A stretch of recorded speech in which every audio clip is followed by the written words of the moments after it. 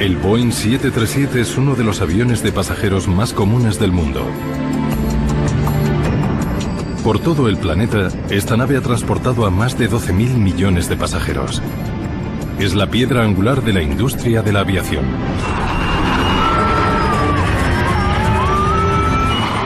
Pero en 1991 algo ocurrió a bordo de un 737 que conmocionó a todo el sector de la aviación.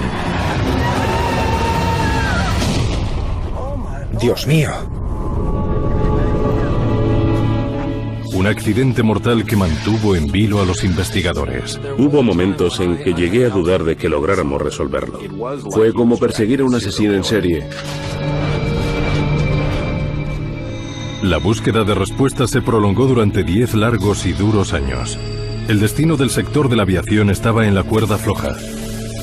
Hizo falta que murieran más de 150 personas para resolver el misterio.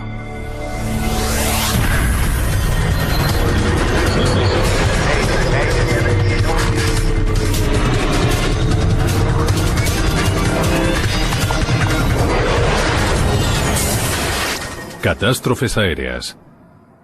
Esta es una historia real basada en los informes oficiales y en los testimonios de testigos oculares.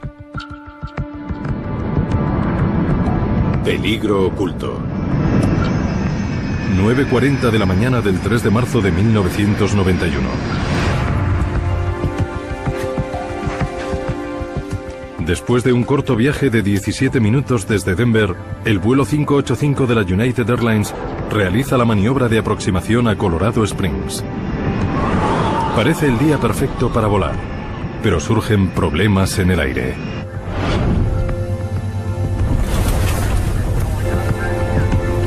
Qué buen día. Qué raro que el cielo esté tan agitado. Durante el vuelo, las turbulencias han sido violentas y las predicciones del tiempo sobre Colorado Springs dan fuertes ráfagas de viento. Nunca he llegado a Colorado Springs sin que se me revolviera el estómago. A los mandos, el capitán de 52 años Harold Green, un piloto con 20 años de experiencia y una magnífica reputación. La copiloto de Green es Patricia Aitson, una de las primeras asistentes de vuelo femeninas de la historia de la United. Señores pasajeros, prepárense para el aterrizaje.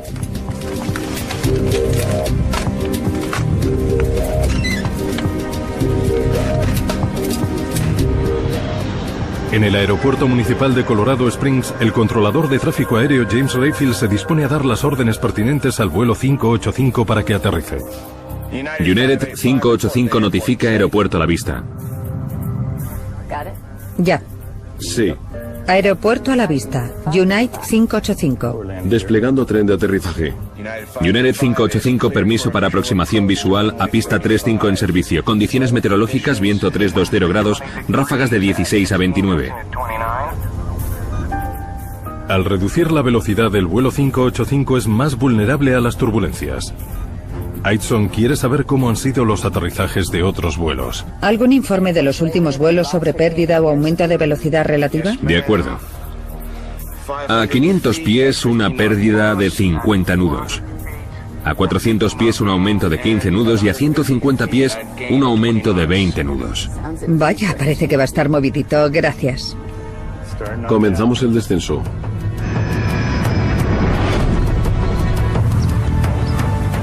A menos de 3 kilómetros del aeropuerto, el policía jubilado Harold Darnell va de camino al mercadillo local. A 1 kilómetro por encima de él, Green y Aitson se afanan en mantener constante la velocidad en el descenso. Aquí tenemos un cambio de 10 nudos. Lo sé, hay que emplear mucha potencia para mantener la velocidad relativa. Cuando el United 585 se acerca a la autopista, Darnell ve algo extraño. ¿Pero qué narices es eso? Salida de la nada, una potente ráfaga de aire azota su vehículo, casi levantándolo de la carretera. De nuevo otros 10 nudos. Flaps a 30. Desde la torre de control, James Rayfield puede ver la maniobra de aproximación final del vuelo 585. El avión se acerca al aeropuerto y en la bajada aumentan los botes. Estamos a 1000 pies. De repente, inesperadamente, el 737 entra en una espiral fuera de control. ¡Dios, nos da la vuelta! Flaps a 15. ¡15! ¡Oh, no! ¡Dios mío, Dios mío, Dios mío!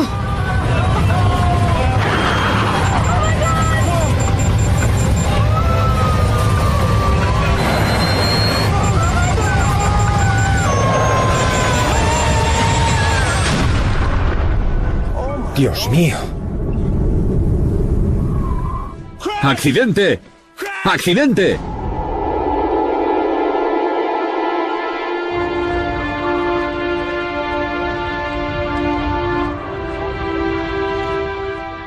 Los equipos de rescate llegaron en apenas unos minutos, pero no quedaba ni rastro del 737. Los restos desvencijados del avión de 38 toneladas yacían enterrados en torno al cráter formado por el impacto, ennegrecido por el fuego. No me dio la sensación de que el avión patinara ni botara. Parecía que iba aterrizando normalmente. Cayó totalmente en picado y en el mismo sitio en el que cayó, se quedó. Entonces llegué aquí y fue cuando vi ese espectáculo tan horrible. No hubo supervivientes. Los 20 pasajeros y los 5 miembros de la tripulación murieron instantáneamente por efecto del impacto a gran velocidad y la explosión del combustible. En 10 espeluznantes segundos, Colorado Springs se había convertido en el escenario de uno de los accidentes de avión más intrigantes de la historia de la aviación.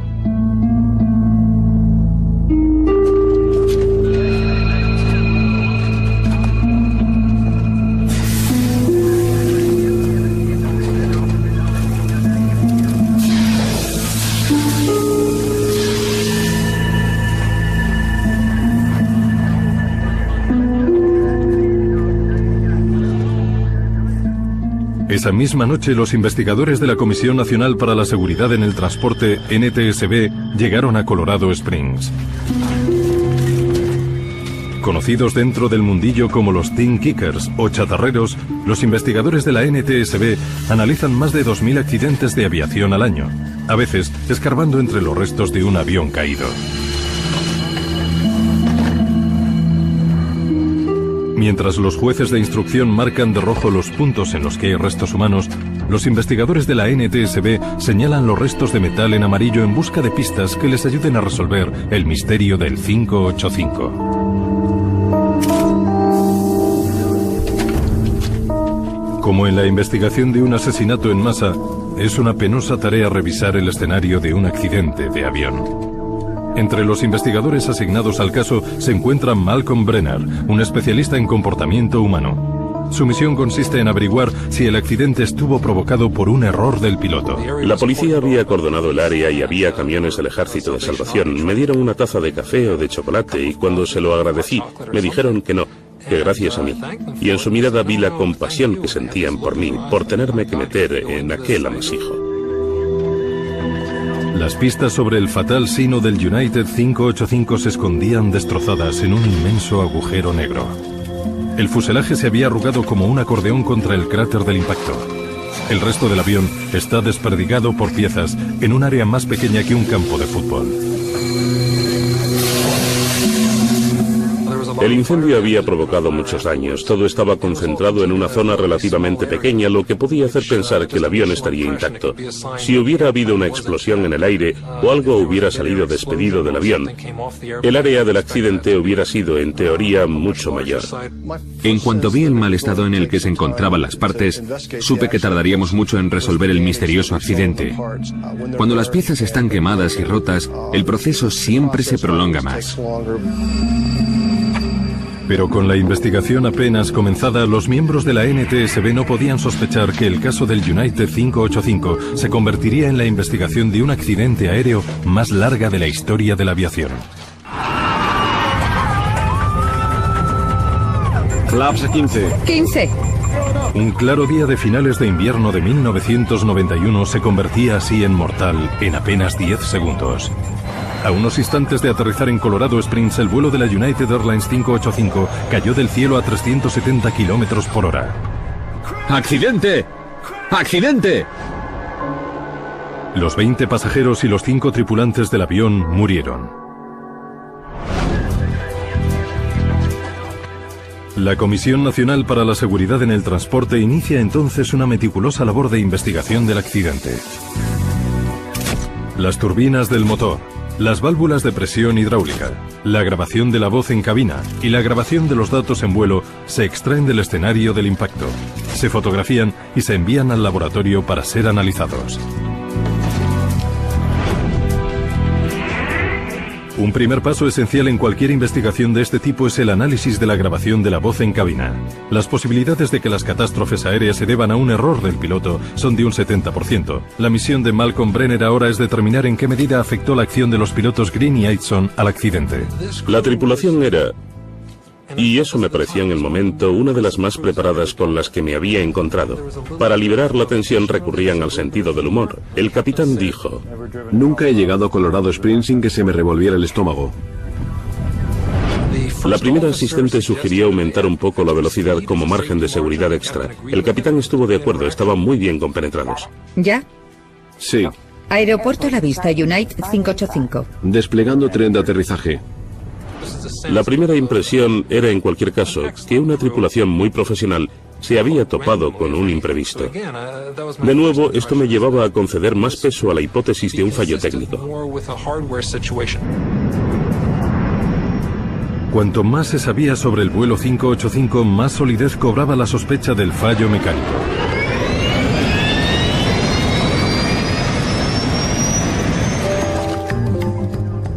Cada vez cobraba más vigor la posibilidad de que el avión hubiera sufrido un problema catastrófico en los controles de vuelo. Los investigadores enseguida empezaron a sospechar del timón de cola. Después de descartar el fallo en otras superficies flexibles de control de vuelo que pensábamos que podía haber contribuido al vuelco, empezamos a encontrarnos en el timón de cola. Levántalo para que pueda echarle un vistazo. Los investigadores empezaron a examinar el timón de cola sobre el terreno, pero la violencia del impacto complicaba extremadamente la tarea. No queda casi nada. La mayor parte de las piezas del avión estaban demasiado dañadas o quemadas como para realizar pruebas con ellas. Pero aún quedaba un componente vital razonablemente en buen estado: la unidad de control de potencia, o PCU, por sus siglas en inglés. Utilizada constantemente durante el vuelo y sobre todo para los aterrizajes, la PCU funciona como la dirección asistida de un coche. Cuando el piloto pisa el pedal del timón de cola, la PCU emplea un líquido hidráulico que convierte los movimientos suaves del pie del piloto en la presión necesaria para mover el enorme timón de un 737. El sistema central de la PCU es un mecanismo llamado servoválvula alterna. Con forma de lata de refresco, tiene dos distribuidores que se deslizan uno contra otro y dirigen el flujo del líquido hidráulico presurizado que mueve el timón de cola. La servoválvula es un componente único. De hecho, es como dos válvulas en una y genera toda una serie de movimientos que no se producen en una válvula hidráulica más convencional. Cuando el técnico abre la PCU, encuentra briznas de metal flotando en el líquido hidráulico. El descubrimiento es inquietante. Estas partículas podrían haber atascado la servoválvula e impedido con ello que el piloto pudiera accionar el timón de cola del avión. La perspectiva es escalofriante. ¿Habría podido un fallo ínfimo hacer caer a plomo un avión de 38 toneladas? Para Phillips no era nada fácil de determinar. Aunque se encontraban en mejor estado que los demás restos, la PCU y la servoválvula también presentaban daños. El avión se estrelló y se quemó en un espacio muy pequeño, y los elementos de control de vuelo y demás componentes que teníamos que estudiar, que analizar, presentaban múltiples daños. Cuanto peor sea el estado de los componentes, más difícil es tomar medidas y realizar las pruebas de rutina. Para analizar lo que sí podía, Phillips viaja a California a los laboratorios de Parker Hannifin, donde se había fabricado la unidad de control del timón de cola.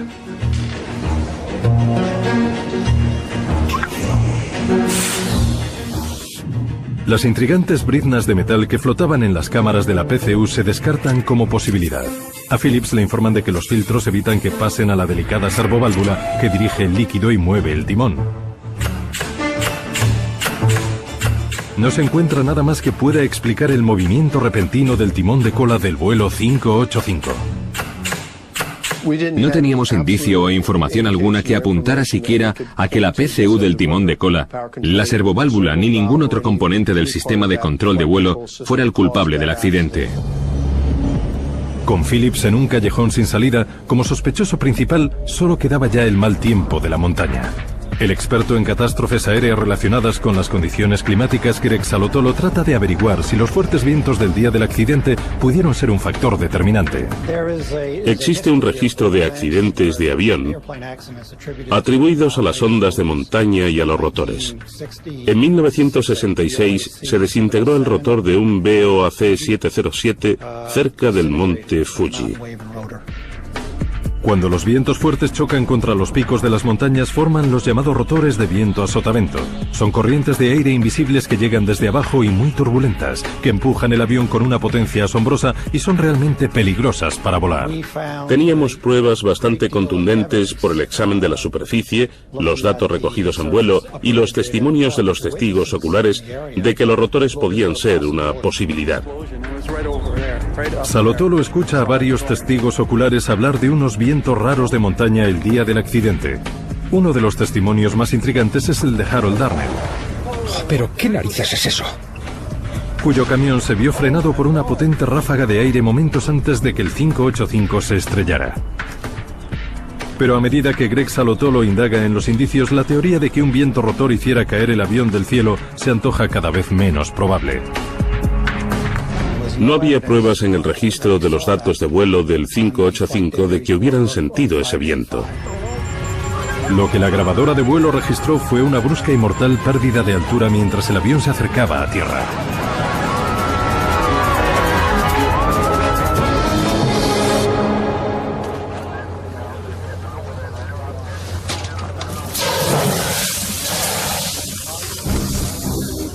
Habían pasado 21 meses desde que comenzara la investigación del accidente del vuelo 585 de la United Airlines.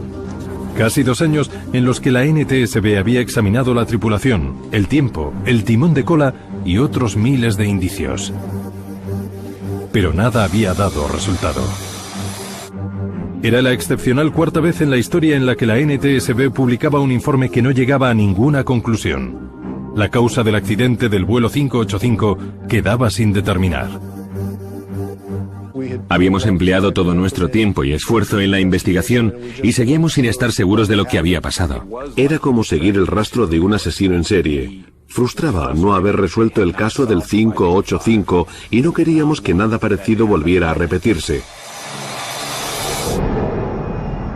Pero casi 2 años después de la publicación del informe, el asesino ataca de nuevo. Son las 7 de la tarde de un día claro y sin viento, y el vuelo 427 de US Air se acerca a Pittsburgh. El capitán Peter Germano y su primer asistente Chuck Emmett se disponen a ejecutar la maniobra de aproximación final. Señores pasajeros, estaremos en tierra en unos 10 minutos. El cielo está soleado y hay algo de niebla. Asistentes de vuelo, por favor, prepárense para aterrizar. Comprueben que tienen los cinturones bien abrochados. Gracias. USA 309, desciende y manténgase a 6000. Al tiempo que se acercan al aeropuerto, los pilotos están pendientes de otro vuelo que va a unos 10 kilómetros por delante de ellos. Observando el tráfico, girando 100. User 427. Veo el chorro del reactor. Uf. Al pasar por la turbulencia que ha dejado el otro vuelo, el avión se vuelve repentina y peligrosamente hacia la izquierda. Sujétate, sujétate, sujétate. ¡Mierda! Ninguna de las acciones de los pilotos parece tener efecto alguno.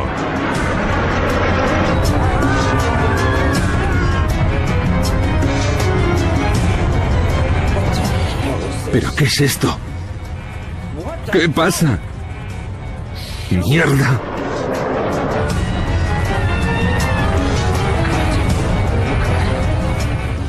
¡427, emergencia! ¡Dios mío! ¡Arriba! ¡Arriba! Dios mío, no.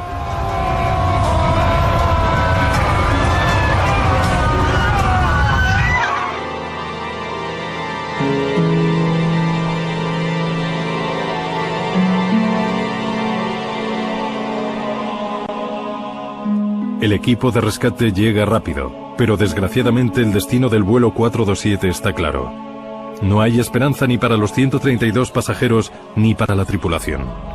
La masacre humana es tal que las autoridades declaran la zona del accidente de riesgo para la vida. El accidente del 427 de US Air fue el primer accidente de avión en Estados Unidos para cuya investigación se utilizaron trajes de protección especial y eso lo complicó aún más. Eran incómodos y daban mucho calor. Desde entonces, cada vez que me pongo unos guantes de goma, recuerdo el accidente de Pittsburgh. El capitán John Cox, piloto de 737 y especialista en sistemas de vuelo de la Asociación de Pilotos de Líneas Aéreas, fue requerido para unirse al equipo de investigación del accidente del 427. Cuando los jueces de instrucción empiezan a recoger todos los restos humanos, el jefe de la investigación de la NTSB, Tom Hauter, presiente ya que la búsqueda de pistas será larga y costosa. Cuando llegamos al lugar del impacto no había avión por ninguna parte. Solo quedaban fragmentos, piezas del avión, pero nada que pudiera reconocerse a simple vista como un avión. Con la ayuda de los testigos oculares, la información del registrador de datos de vuelo y las cajas negras, los investigadores enseguida descubren escalofriantes similitudes entre el 427 y el caso sin resolver del 585 de la United. De hecho, parecían escenas reflejas. En la maniobra de aproximación final, el United 585 se gira hacia la derecha, mientras que el US Air 427 se giró hacia la izquierda. A ambas tripulaciones les cogió por sorpresa, y después de unos segundos aterradores, las dos aeronaves se habían estrellado en picado contra el suelo. Ciertamente todo el equipo tenía en mente el accidente anterior del 585 de la United en Colorado Springs, pero tratábamos de mantenerlo aislado para poder estudiar el nuevo caso en función de los hechos estrictos que se nos presentaban. A medida que avanza la investigación, la lista de similitudes crece. Los motores del 427 también estaban encendidos y funcionando en el momento del impacto. Sin embargo, entre tanta similitud, destacaba una relevante diferencia. Al contrario que en el caso del 585, en el del 427 de la US Air las condiciones climatológicas eran de lo más favorables. Señores pasajeros, estaremos en tierra en unos 10 minutos. El cielo está soleado y hay algo de niebla.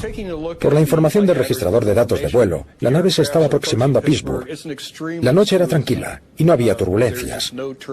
Los pilotos estaban relajados y hablaban sobre el aterrizaje. Asistentes de vuelo, por favor, prepárense para aterrizar. Comprueben que tienen los cinturones bien abrochados. Gracias.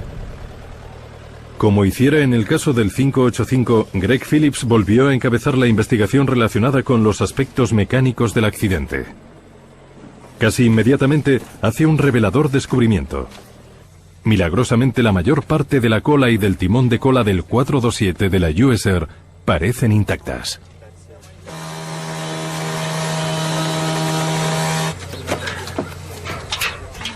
Los dispositivos hidráulicos del interior de la cola tampoco han sufrido muchos daños. Phillips y Hauter disponen las partes para enviarlas al fabricante, Parker Hannifin, para realizarles las pruebas pertinentes lo antes posible. Necesitan respuestas. Entretanto, aumenta rápidamente la presión sobre la NTSB para resolver el caso.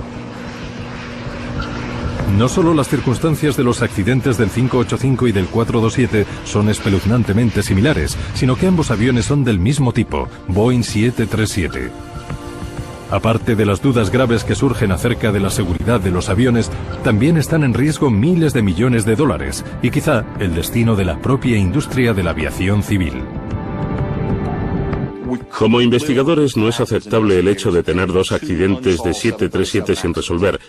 El avión es un medio de locomoción demasiado utilizado y transporta a demasiadas personas como para poder aceptar un no resuelto como respuesta.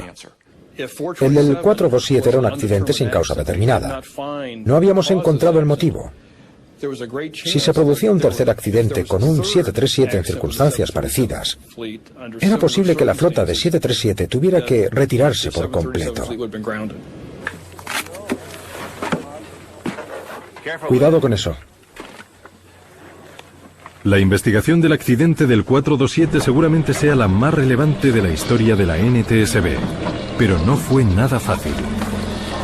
Las respuestas estaban aún a años de distancia. En el breve espacio de 3 años, 2 Boeing 737 se habían estrellado en Estados Unidos sin dejar supervivientes. Aeropuerto a la vista, Unite 585. En ambos casos, los aviones estaban a unos minutos de aterrizar. Asistentes de vuelo, por favor, prepárense para aterrizar. Y en ambos casos, los aviones se encontraban en plena potencia, pero los pilotos no habían sido capaces de controlarlos. ¡Sube! ¡Sube! En el accidente del vuelo 585, los investigadores de la NTSB no habían logrado dar con la causa. Ahora buscaban las posibles pistas que pudiera ofrecerles un segundo accidente, el del vuelo 427 de la US Air. Como investigador jefe nunca quise ser indulgente conmigo mismo y permitir que la investigación quedara sin resolver. Seguiríamos en nuestro empeño, nunca detendríamos la búsqueda. Mientras tuviésemos dónde buscar, seguiríamos investigando. Si pretendían encontrar al asesino, la NTSB no podía permitirse descartar ninguna posibilidad. Desde la hipótesis del choque con pájaros planteada con el 427 hasta teorías aún mucho más extrañas, por no decir psicodélicas. Se plantearon la interferencia electromagnética, recibieron llamadas de gente que decía que podía tratarse de rayos letales rusos, consideraron todas las hipótesis. Hubo un par de testigos que afirmaron haber visto al avión descender repentinamente y planear antes de estallar, pero no los tuvimos en cuenta.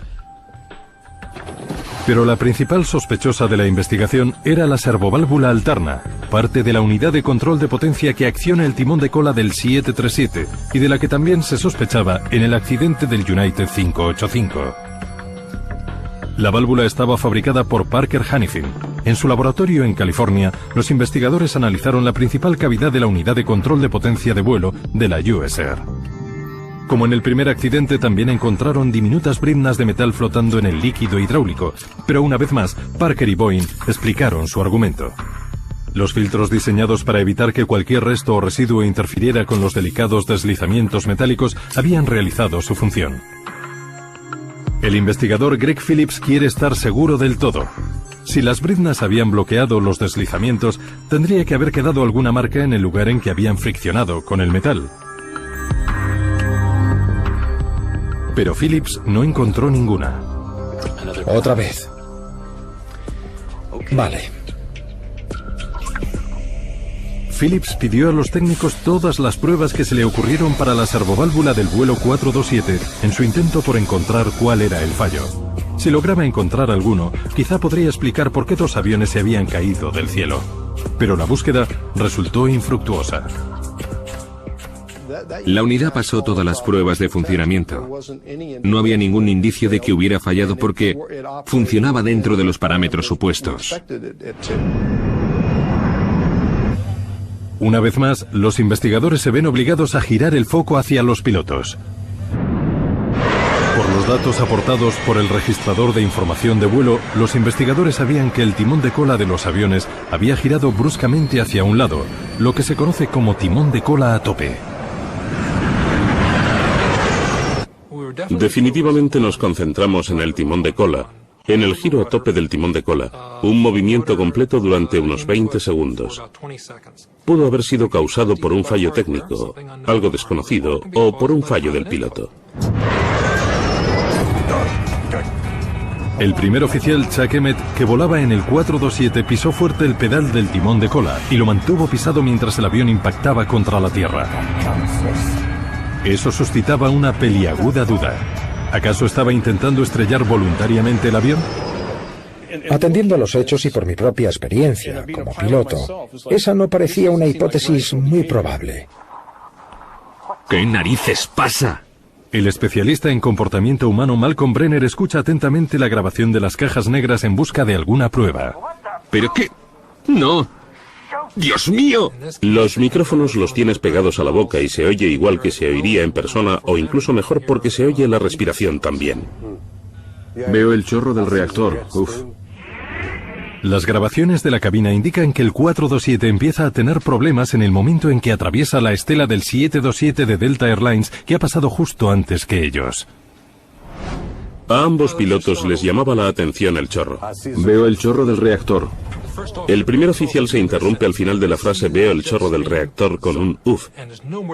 Algo tuvo que pasar entonces, porque el capitán dice: había sido un vuelo muy tranquilo, pero se produjo un bote repentino que no habían previsto.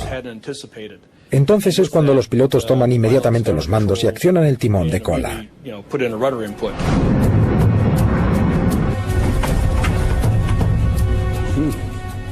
La grabación de la cabina registra incluso el sonido del golpazo de la turbulencia provocada por el chorro del avión anterior cuando el 427 la atraviesa. Al toparse con la turbulencia, Brenner oye algo raro. El primer oficial Emmett empieza a resoplar.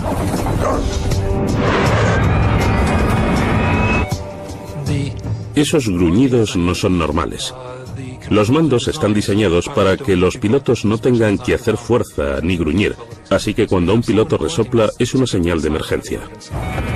Comparando los datos de la grabadora del avión con las voces de la tripulación, Brenner confirma que los gruñidos de Emmett comienzan una fracción de segundo después de que pisara a fondo el pedal del timón de cola y 3 o 4 segundos después de atravesar la turbulencia de la estela del avión anterior.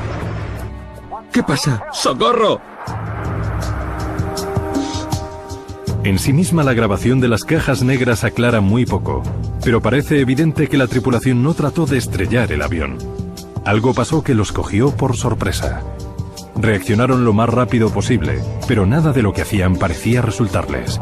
¿Pero qué narices pasa? Casi 2 años después del accidente del 427, la investigación seguía estancada. Ya eran 2 los 737 que se habían caído en picado inexplicablemente y en circunstancias similares, y los investigadores aún no sabían por qué. La frustración nos invadía poco a poco a medida que los meses se tornaban en años. ¿Qué estaríamos pasando por alto? Al final el esfuerzo les pasó factura en sus vidas cotidianas, trabajaban muchísimas horas y no conseguían desconectar. Estábamos poniendo en duda un avión cuya fiabilidad venía avalada por un largo historial de seguridad. Durante 30 años había demostrado ser un avión magnífico, y nosotros estábamos tratando de encontrarle el fallo al que hasta el momento era el buque insignia de la aviación. Desde luego que lo tenía en la mente. En un momento determinado, tuvo pesadillas en las que se veía ante un comité del Congreso que lo interrogaba, porque había habido un tercer accidente con un 737. El sueño de Tom, todas las cámaras lo enfocaban a él y un congresista le preguntaba por qué no habían retirado la flota.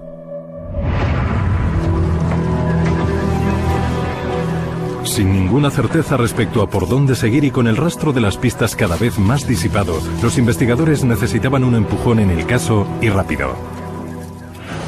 Eastwind 517, permiso para aterrizar.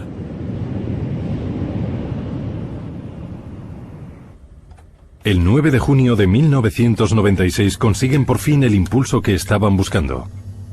El capitán Brian Bishop se dispone a ejecutar la maniobra de acercamiento final al aeropuerto de Richmond, Virginia, cuando de repente el avión se gira bruscamente hacia la derecha.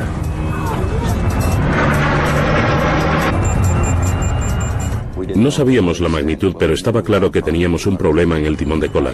Giré el volante de mando en la dirección opuesta y pisé fuerte el pedal contrario del timón de cola, pero el pedal no movía el timón. Durante más de 30 segundos el 737 voló precariamente sobre el lado derecho, mientras Bishop intentaba por todos los medios que el avión no se diera la vuelta. Entonces, de repente, las fuerzas desconocidas que actuaban sobre el avión se disiparon, permitiendo que la nave recuperara su posición horizontal normal. En cuestión de segundos, el avión se liberó de las fuerzas y volvió a la normalidad. Empezamos a realizar todas las comprobaciones de rutina y antes de que me diera tiempo a terminar la frase, de repente otra vez.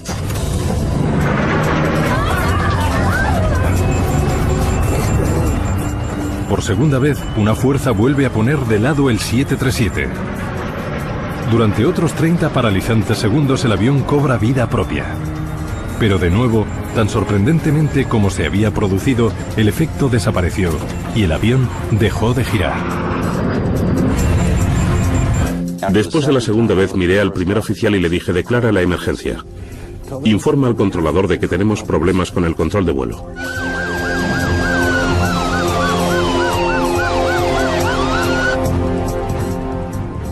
A medida que descienden, el riesgo aumenta.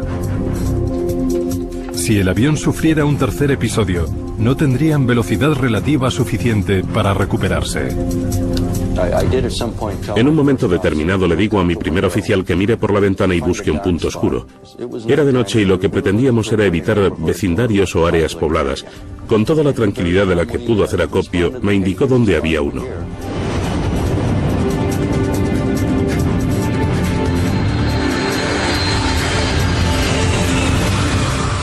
Pero no hubo tercer episodio. Bishop consigue darle altura y velocidad al 517 y aterriza sin problemas. Rodando por la pista de aterrizaje es cuando me doy cuenta de que me tiemblan las piernas. Cuando detuvimos el avión, cogí el micrófono para tratar de explicar al pasaje qué había ocurrido. Pero cuando lo tenía en la mano, me di cuenta de que no podía decir nada que fuera a arreglar las cosas. Por primera vez en mucho tiempo me quedé sin palabras. Así que apagué el micrófono y lo dejé pasar. Pero Bishop no iba a quedarse sin habla durante mucho tiempo. Al día siguiente, el equipo de investigación llega a Richmond. La grabadora de datos de vuelo estaba intacta, el avión intacto, así que nos abalanzamos sobre ello. El avión no se movió. Lo habíamos dejado en la misma posición en que aterrizó hasta que llegásemos nosotros. Había muchos miembros de la FAA y muchos investigadores de la NTSB y todos querían hablar con nosotros. Para la NTSB fue el lance que necesitaban porque milagrosamente tenían un 737 que había sufrido un percance con el timón de cola, pero estaba intacto, y tenían a un piloto que estaba vivo y que podía contarle su experiencia. Creo que se alegraban más de que se hubiera salvado el avión de que me hubiera salvado yo. Supongo que el avión les daba más material para investigar de lo que jamás hubiera podido darles yo. Los investigadores de la NTSB no tardaron en darse cuenta de que lo que había ocurrido a bordo del vuelo 517 de la Icewind se parecía preocupantemente a lo sucedido con los vuelos 427 y 585. Si lograban averiguar por qué el 737 de Bishop había girado sobre sí mismo, quizá terminaran de esclarecer esos dos misteriosos y fatales accidentes. Cuando les preguntamos qué había pasado, nos dijeron que algo raro le había ocurrido al pedal del timón de cola, que el pedal no bajaba, que por más que intentaba pisarlo no podía bajarlo. Dios mío. Con el testimonio en primera persona de Bishop, los investigadores se pusieron inmediatamente con los controles del timón de cola. Quitaron la unidad de control de potencia para inspeccionarla y hacerle 1 y 1000 pruebas. Para frustración de todos, la unidad funcionaba perfectamente. Probamos el avión tal cual. Estaba intacto. Lo revisamos de cabo a rabo. Hicimos pruebas de vuelo con él y las pasó todas. Después de 5 años buscando pruebas, un tercer y misterioso percance con el timón de cola de un 737 y un piloto vivo como testigo de excepción. A Tom Hauter se le seguía escapando la prueba que necesitaba para resolver el caso. Así las cosas, decide exprimir un poco más a su principal sospechoso, los controles del timón de cola del vuelo 427. Un colega me mencionó una prueba que hacían en el ejército que consistía en someter la unidad a un contraste térmico, es decir, el accionar a una temperatura muy baja y el líquido hidráulico a temperatura muy alta. Así la pieza reaccionaba de forma muy extraña. Decidimos someter la unidad a la prueba del shock térmico, una prueba que implicaba condiciones cuanto menos extremas. El 26 de agosto de 1996, en Valencia, California, los investigadores de la NTSB se reúnen para ser testigos de la tortura a la que se va a someter a la PCU del 427 de la US Air. Después de sumergirla en hielo seco, la PCU es rociada con gas de nitrógeno para simular las temperaturas de menos 40 grados a 10.000 metros. A continuación, le inyectan rápidamente un líquido hidráulico sobrecalentado y le dan la orden para que empiece a funcionar.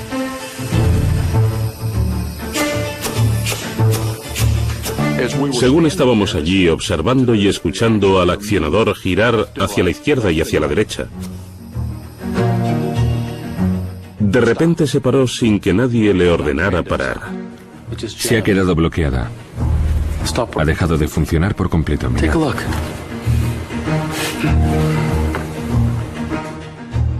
El investigador de sistemas Greg Phillips ordena que se retire la válvula y se examine en busca de rozaduras, pero no tenía ninguna.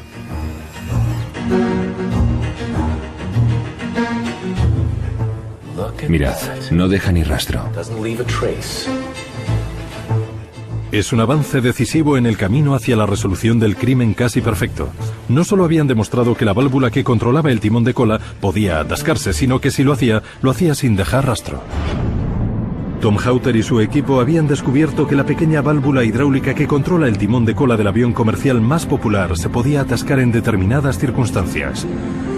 Es un descubrimiento estremecedor, pero por increíble que parezca, a los investigadores aún les esperaba otra sorpresa.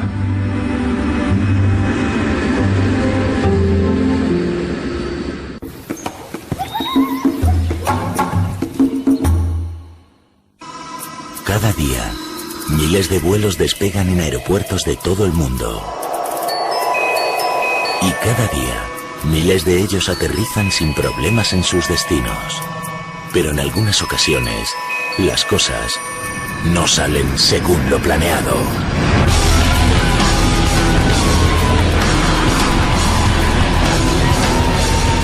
Mayday Catástrofes Aéreas investiga minuciosamente los detalles de algunos de los momentos más escalofriantes de la historia de la aviación. Minuciosos análisis de expertos, declaraciones de testigos y recreaciones dramáticas. Descubrir qué falló puede evitar que se repitan trágicos sucesos como estos en el futuro. Mayday Catástrofes Aéreas, este mes en National Geographic.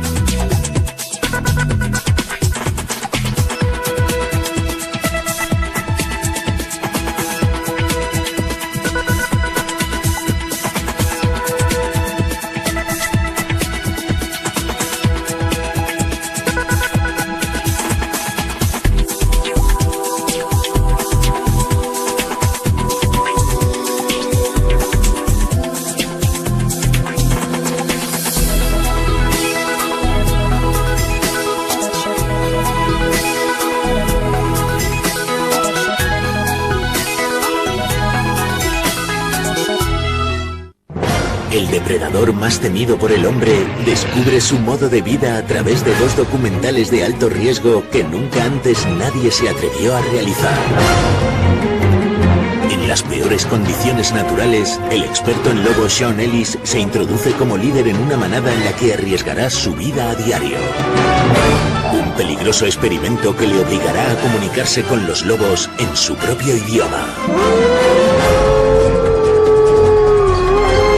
Experiencia en la que conocerás en primera persona las reglas de supervivencia de una de las especies más agresivas del planeta. Mañana, a las 9 de la noche, Viviendo con Lobos. Y a continuación, El misterio del lobo. Los domingos seguimos haciendo historia. Al doctor Brady Barr nada le asusta. Posee nervios de acero y una valentía que raya en la temeridad. Pero esta vez, sus rivales se han empeñado en que conozca qué es el auténtico miedo. Encuentros peligrosos. En junio, en National Geographic.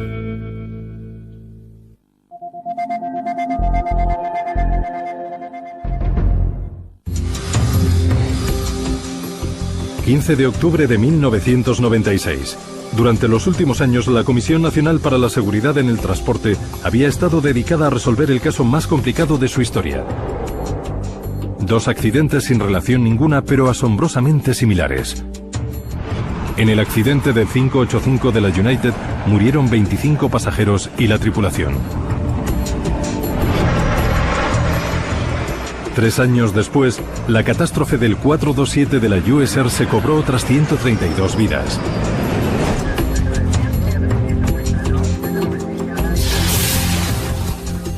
Ahora, después de examinar cientos de pistas, los investigadores topan por fin con un asombroso descubrimiento. Una nueva prueba revela que bajo las condiciones precisas, la válvula hidráulica que mueve el timón de cola del 737 puede atascarse. Se ha bloqueado. Pero las sorpresas no se habían terminado. El progreso más significativo vino de manos de un ingeniero de Boeing que examinó los datos de las pruebas y descubrió algunas cifras que indicaban que la válvula en esos momentos se había invertido.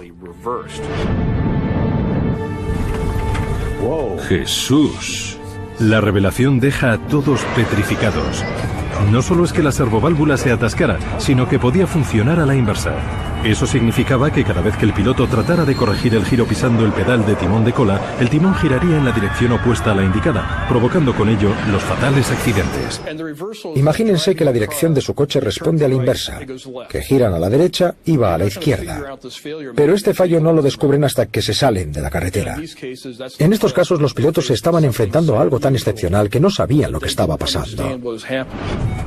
¿Pero qué narices es esto? Ahora tenían ya la prueba de que la válvula tenía características únicas. No solo podía bloquearse, sino funcionar a la inversa. 427, emergencia.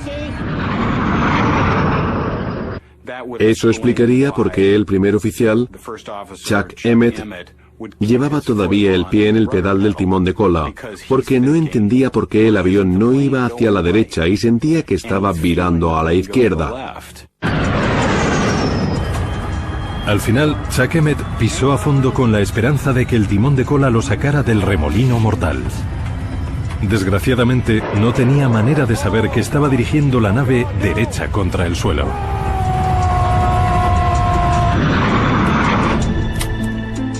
Nunca he llegado a Colorado Springs sin que se me revolviera el estómago. Señores pasajeros, prepárense para el aterrizaje.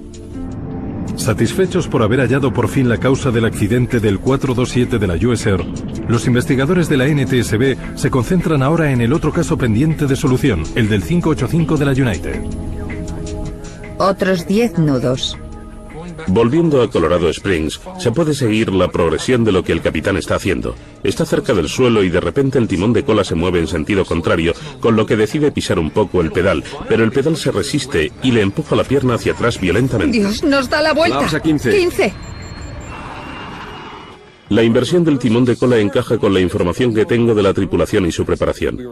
Pudimos comprobarlo en el modo de fallos. Encajaba con la grabación de los datos de vuelo de cada uno de los aviones. Encajaba como un guante. Teníamos mucha más información para aplicar a la investigación del 585.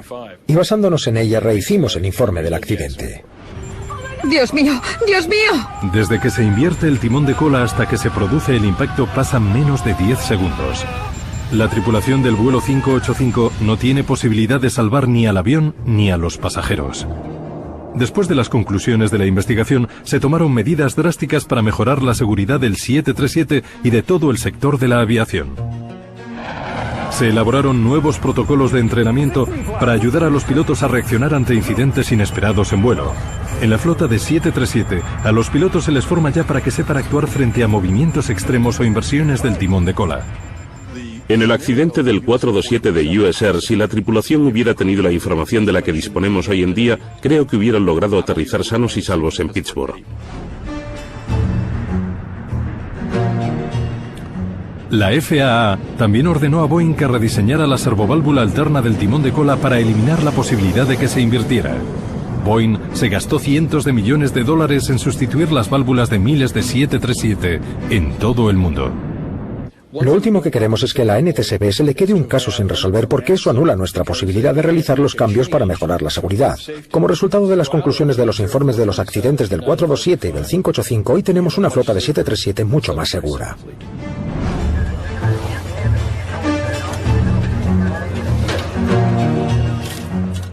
Los investigadores de la NTSB necesitaron 10 años para resolver los misteriosos accidentes de los vuelos 585 y 427, la investigación más larga de la historia de la aviación.